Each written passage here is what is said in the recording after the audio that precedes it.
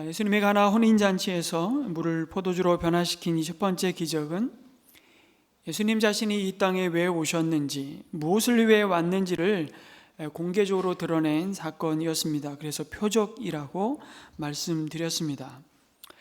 물을 포도주로 변화시키는 기적을 통해서 예수님은 자신이 이 땅의 구원자, 곧 메시아로 오셨다는 것을 증거하셨습니다. 그리고 죄로 기쁨을 상실하고 슬픔과 죽음이 가득한 세상에 이제 하나님의 나라의 잔치가 다시 회복되었음을 알리셨습니다. 이것이 첫 번째 기적이 갖는 표적으로서의 의미이죠. 이 표적을 통해 예수님을 따르던 제자들이 예수님이 그토록 기다리던 그리스도이심을 믿게 되었습니다. 그런데 예수님은 물을 포도주로 바꾸시는 이 새 창조의 역사, 이 구원의 믿음을 갖게 하시는 기적을 놀랍게도 사람을 통해서 행하셨습니다. 예수님의 어머니 마리아는 혼인잔치집에 포도주가 바닥난 사실을 알게 되었습니다.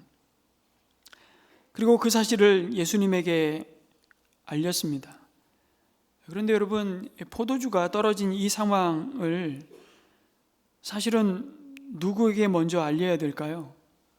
신랑 신부에게, 또 혹은 혼주에게, 그것도 아니면 잔치를 맡은 연회장에게 빨리 알려야 하는 것 아니겠습니까? 그래서 생각보다 심각한 이 상황을 어떻게 수습할지, 또 그 책임을 맡고 있는 당사자들에게 이 일에 대한 양해를 정중하게 구해야 할 것일 텐데, 그런데 마리아는 혼인 예식에 발생한 이 뜻밖의 문제를 예수님께 가지고 나왔습니다. 아니, 예수님도 이 잔치에 손님으로 와 있는 분 아닙니까? 무슨 의도를 가지고 마리아는 예수님께 포도주가 떨어진 사실을 알렸을까요? 물론 처음부터 무슨 기적을 일으켜서 포도주를 만들어 달라는 뜻은 분명 아니었을 것입니다. 단지 지금까지 늘 집안에 어려움이 있으면 아들과 의논하셨고 그때마다 아들이 도와주었기 때문에 이번에도 그런 식으로 도와달라는 뜻이 아니었나 싶기도 합니다. 그런데 마리아의 이런 태도 속에서 우리가 주목하게 되는 몇 가지 교훈이 있습니다. 자칫하면 신랑 신부와 혼주 가정에 참 큰 수치를 안겨줄 수 있는 문제를 알았을 때 이것을 포도주가 떨어졌대 그 잔치 자리를 돌아다니며 떠벌리지 않고 조용히 처리하고 있는 모습을 보게 됩니다. 이 상황에서 저 신랑 신부가 얼마나 당황스러워할까, 그것을 어쩌면 걱정해 준 것이죠. 혼주의 마음을 헤아리고 염려하는 마음을 엿볼 수 있습니다. 여러분, 아주 사소해 보이지만 마리아의 이런 모습 속에서 참으로 이웃을 향한 배려하는 마음과 지혜를 엿볼 수 있습니다. 여러분, 공동체 안에서 우리는 종종 상대의 연약함과 허물을 보게 되죠.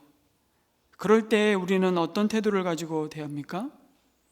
어떤 문제와 고난 앞에 있는 지체들을 돌아볼 때 수근수근거리지 않고 당사자의 입장에 자신을 한번 세워보고 함께 염려하며 마음을 아파하고 있는지를 돌아보게 하는 장면이 아닐 수 없습니다.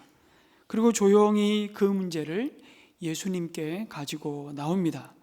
그리고 주님이 그 문제를 해결하실 것을 기대하는 것입니다. 그런데 예수님은 너무나 뜻밖의 반응을 보이십니다. 여자여, 그것이 나와 당신에게 무슨 상관이 있습니까? 아직 내 때가 오지 않았습니다 라고 대답을 하십니다. 여러분, 오해하지 마시기 바랍니다. 여기서 여자여 라는 호칭은 하대하는, 막대먹은 자식이나 하는 말이 아닙니다. 이 호칭은 사실은 굉장히 존칭입니다. 번역을 하자면 사랑하는 여자여 라는 의미이죠. 물론 이런 호칭을 보통 어머니에게 사용하는 경우는 아주 극히 드문 경우였습니다. 코인의 그릭으로 쓰여졌던 이 신약 성경 코인의 그릭어를 다 봐도 그냥 평범한 일상에서 사용되는 언어를 코인의 그릭, 코인의 헬라어라고 하는데요. 어머니를 향해서 여자여라는 귀나이라는 헬라어인데요. 귀네, 귀나이. 이 호칭은 거의 써진 예가 없습니다. 그런데 대답의 내용은 단호한 거절로 돌아오죠. 예수님께서 마리아의 요청을 거절하신 이유가 무엇일까요? 그것은 두 가지입니다. 첫 번째는 그 일의 성격 때문이죠. 마리아가 지금 분주하게 돌아다니면서 하고 있는 이 일이 어쩌면 하나님의 아들로서 예수님께서 죄인을 구원하시려고 하는 일과 아무 상관이 없다는 뜻이기도 합니다. 지금 이 잔치집에서 포도주가 남든지 모자라든지 그것은 구원과는 전혀 상관이 없는 일이었습니다. 하나님의 아들 메시아와 전혀 상관없이 이루어지고 있는 일이었던 것입니다. 두 번째는 시기 문제였습니다. 예수님께서는 내 때가 아직 이르지 아니하였다고 말씀하십니다.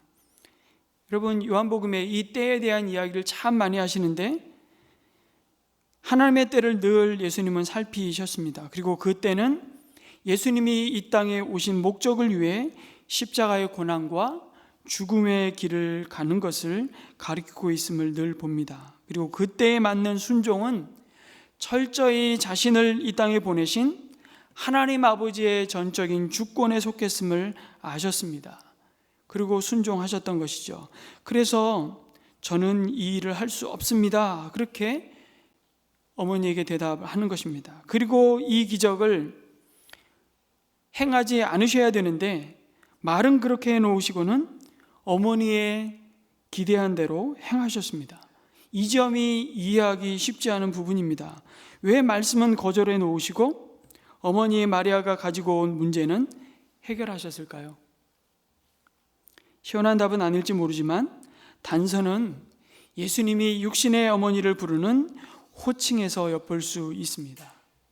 이제 예수님은 육신의 어머니를 그 여자여라고 부르므로 거리를 두고 있음을 보게 됩니다.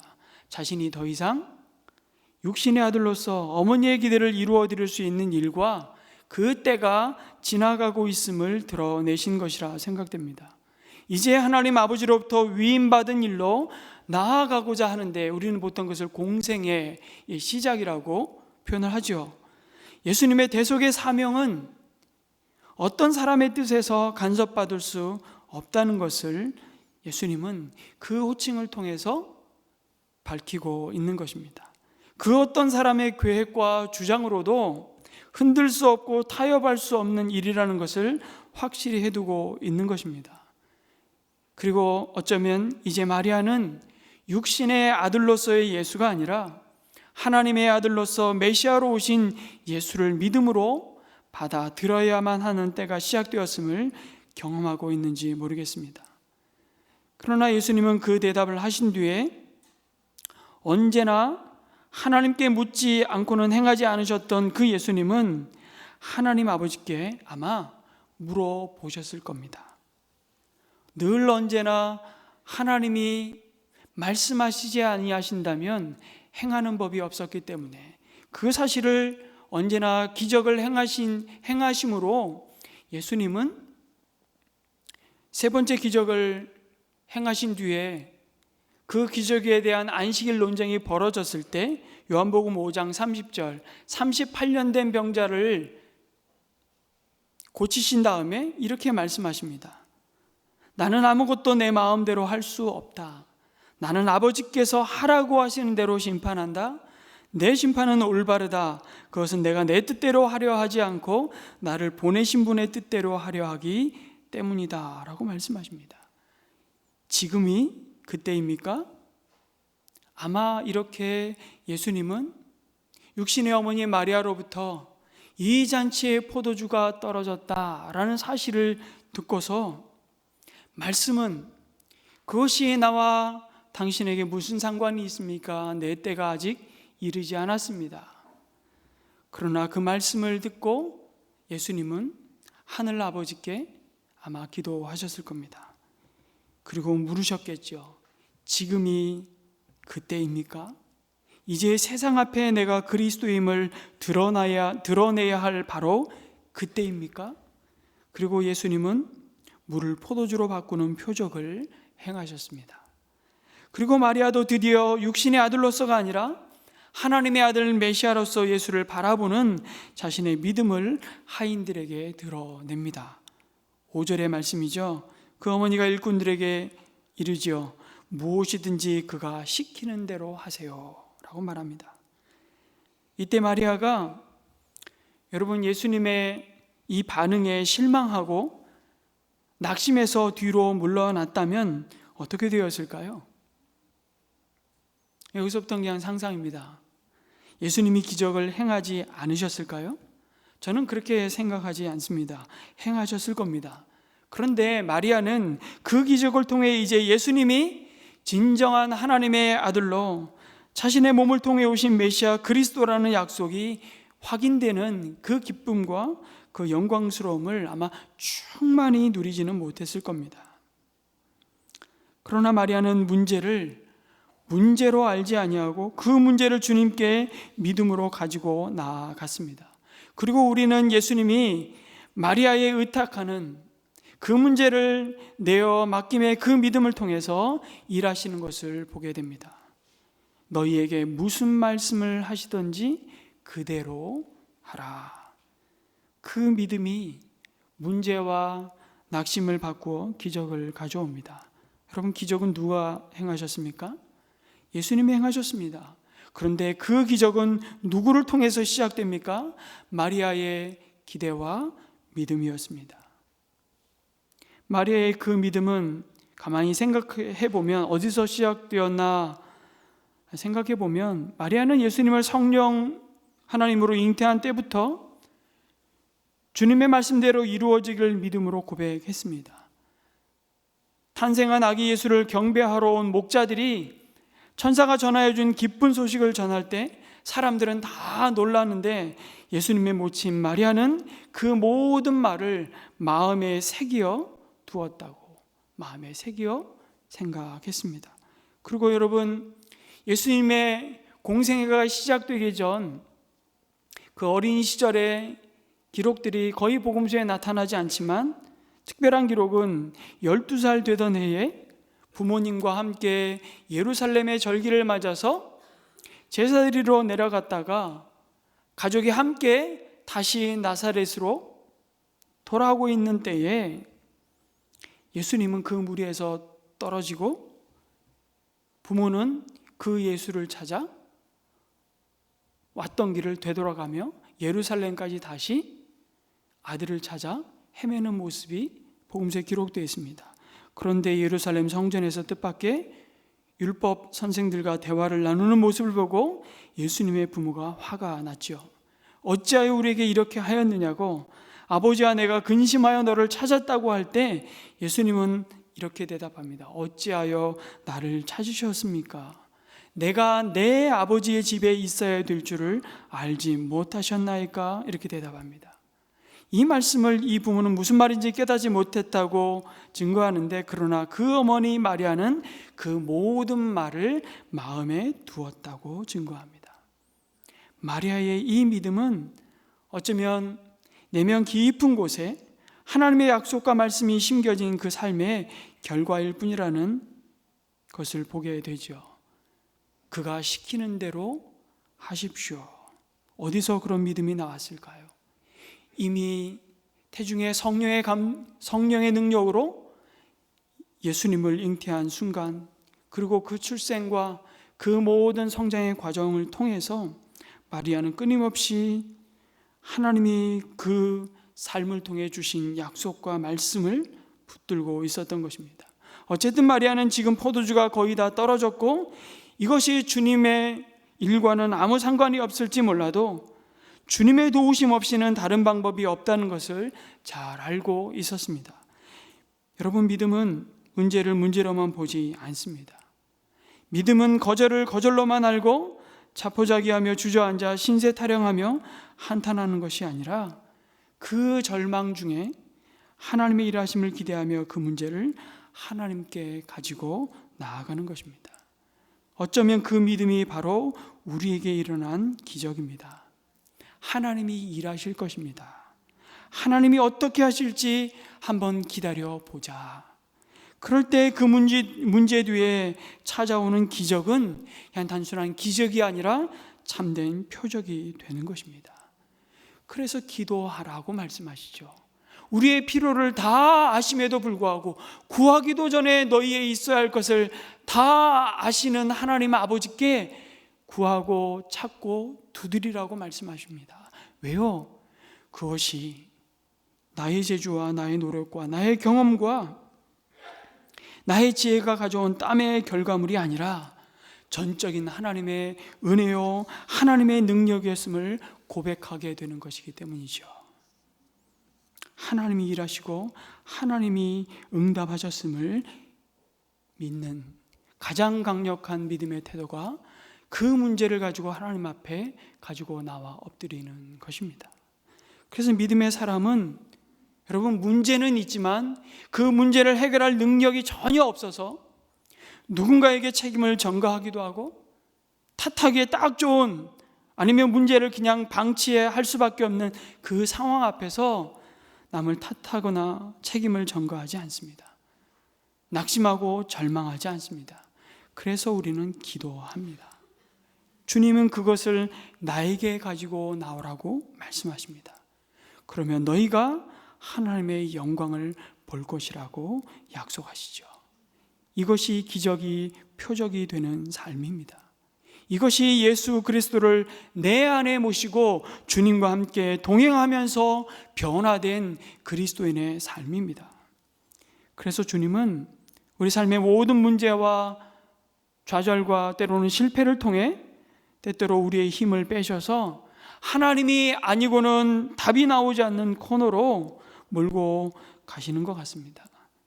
그때 여러분 낙심하지 마시기 바랍니다. 바로 그때 우리의 믿음을 살찌우시는 하나님의 놀라운 은혜가 있음을 믿으시기 바랍니다. 하나님은 그 어떤 상황 속에서도 우리를 포기하지 않으십니다. 도무지 변할 것 같지 않은, 도무지 믿음직스럽지 않은 한 사람을 정말 허들에 물러쓰고 길바닥에 버려질 인생을 향기나는 포도주로 바꾸시는 분이 바로 우리의 주님이십니다. 그 일에 우리의 믿음을 사용하시고 우리의 믿음을 연단하시고 그 일에 우리의 믿음을 더 큰 믿음으로 다루어 가시는 것입니다. 여러분 생각해 보십시오. 우리의 믿음의 조상이라고 부르는 아브라함의 경우를, 왜 아브라함을 75세에 갈대의 우르에서 그 우상의 땅에서 불러내어 내가 너에게 아들을 주겠다 하셔놓고 25년의 세월을 삭히십니까? 그 약속은 네가 이루는 일이 아니라 내가 이룬다. 너는 가만히 나만 믿고 신뢰하고 한 걸음 한 걸음을 따라오라는 것이죠. 그러면서 철저하게 하나님을 의지하고 신뢰하는 법을 배우게 하십니다. 어쩌면 아브라함이 25년의 세월 동안 그 믿음의 철이 드는 것이 아닐까. 여러분 믿음의 철 든다, 신앙의 철이 든다는 것은 다른 것이 아니죠. 점점 나의 자금을 알고 나와 함께 하시는 하나님의 크심을 볼 수 있는 눈이 점점 커간다는 것입니다. 여러분 예수님의 어머니, 예수님께 이 잔치집에 포도주가 떨어졌다라는 사실을 전했지만 참 쌀쌀맞게 돌아오는 냉담한 그 반응 앞에 이 마리아의 모습을 가만히 보고 있노라면 복음서에 나타난 또 한 여인을 떠올릴 수밖에 없습니다. 바로 예수님을 찾아온 수로보니게 여인이 있었습니다. 여러분 그 여인은 가나안 이방 여인이었죠. 흉악하게 귀신 들린 딸을 구원하고자 예수님께 달려와서 소리치며 고쳐달라고 간청합니다. 예수님의 반응이 어땠을까요? 예수님은 들은 척도 안 합니다. 보다 못한 제자들이 예수님 시끄러워서 못 살겠습니다. 저 여자를 좀 보내소서. 예수님은 나는 이스라엘 집에 잃어버린 양 외에는 다른 데로 보내심을 받지 아니하였다고 더 쏘아붙입니다. 여자가 와서 예수께 절하며 더 간절하게 매달립니다. 그러나 더 매몰차게 이렇게 말씀하시죠. 자녀의 떡을 취하여 개들에게 던짐이 마땅하지 아니하다고 대답하십니다. 어쩌면 대단히 모욕적이고 수치심을 갖게 만드는 말씀을 서슴지 않으셨습니다. 여자는 그때 이렇게 대답합니다. 주여, 옳소이다만 하지만 개들도 제 주인의 상에서 떨어지는 부스러기를 먹나이다. 수로보니게 여인의 이 말에 좀 묵상해 보니까 예수님이 충격을 잡수시지 않았을까 싶습니다.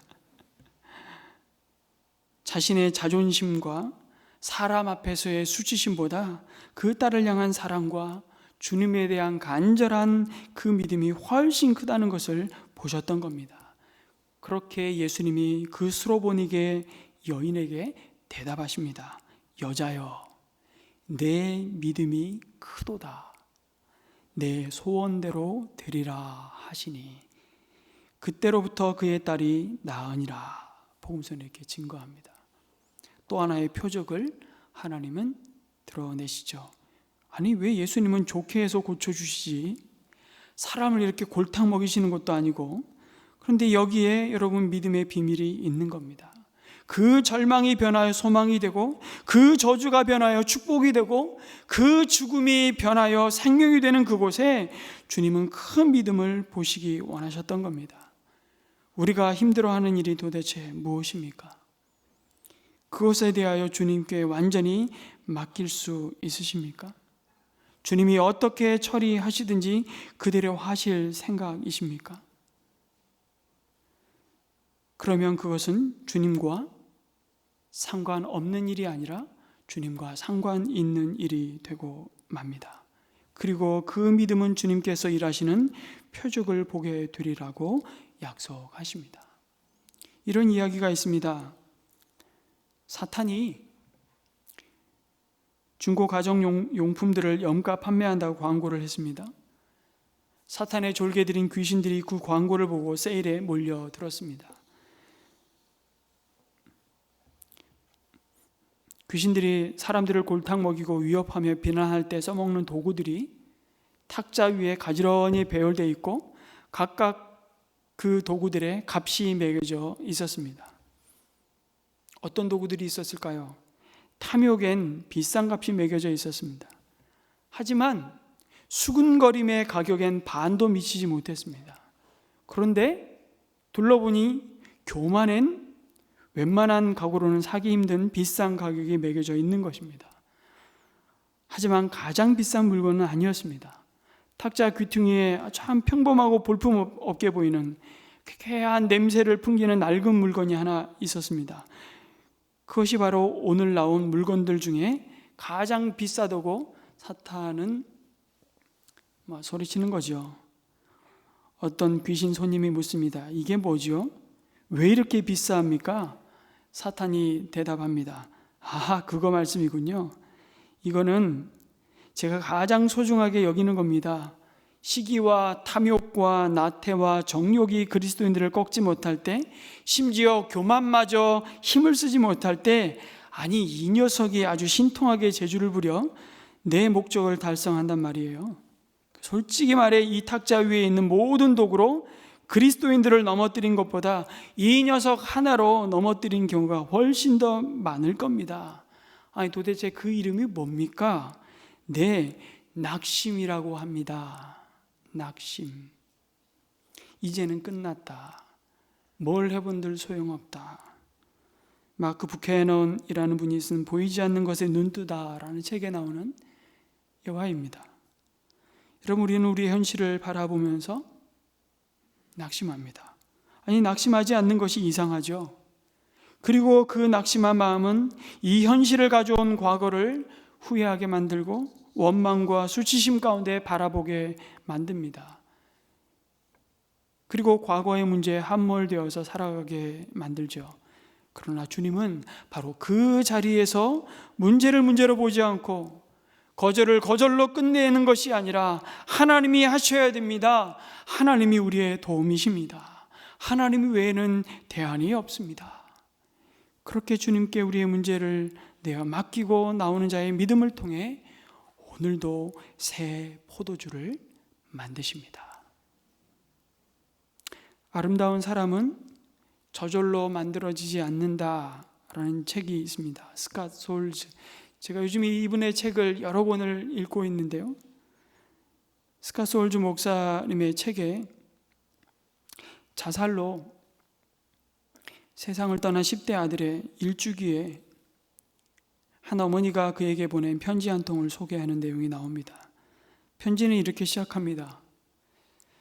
그녀와 남편 그리고 또 다른 아들에게 지독히 힘든 한 해였습니다. 하지만 놀랍게도 그녀의 편지는 말할 수 없는 슬픔 가운데서 하나님은 이 땅에서의 슬픔이 천국에서의 기쁨을 더 강하게 해줄 뿐이라는 그 소망을 주셨다고 말하는 내용의 편지를 받은 것입니다. 그러면서 매일 그 어머니는 테텔레스타이라는 말이 새겨진 팔찌를 차고 다닌다고 했습니다. 여러분, 테텔레스타이가 무슨 뜻입니까? 이 말은 예수님이 십자가 위에서 외치신 말입니다. 다 이루었도다. 다 이루었도다. 그 어머니는 예수님의 신실한 신자였던 어린 아들이 정신이 약해진 순간 비극적으로 자살 충동에 굴복했지만 그 아이가 죽기 전에 한 마지막 행동으로 심판받지는 않으리라고 믿고 있습니다. 그 아들이 예수님이 돌아가시기 전 마지막 하신 일로 심판받으리라고 믿는 것이죠. 예수님이 마지막으로 하신 일은 아버지 저들을 사하여 주옵소서 자기들이 하는 것을 알지 못함이니이다 라고 외치신 것이었습니다. 그 어머니는 그것이 얼마나 큰 위로요 소망인가요? 라는 말로 편지를 마무리했습니다. 그리고 그 편지와 함께 반지의 제왕이라는 소설을 쓴 톨킨의 글 한 문구를 새긴 나무판 선물을 이 목사님에게 보냈던 것입니다. 그 글귀는, 나무판에 새겨진 글귀는 이런 내용입니다. 모든 슬픈 일이 번복된다. 모든 슬픈 일이 번복된다. 여러분, 우리 모두는 참 연약한 인생입니다.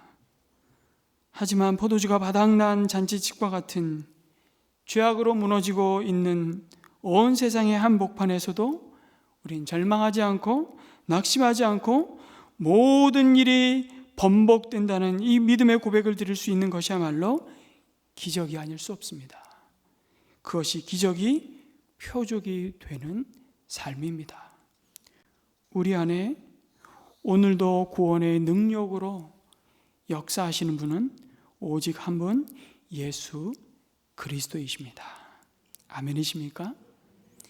이 일의 증인으로 부름받은 저와 여러분의 삶이 예수님만이 모든 슬픈 일을 번복케 하시는 생명의 주이심을, 소망의 주이심을 드러내는 표적이 되기를 간절히 축원하고 소망합니다. 아멘.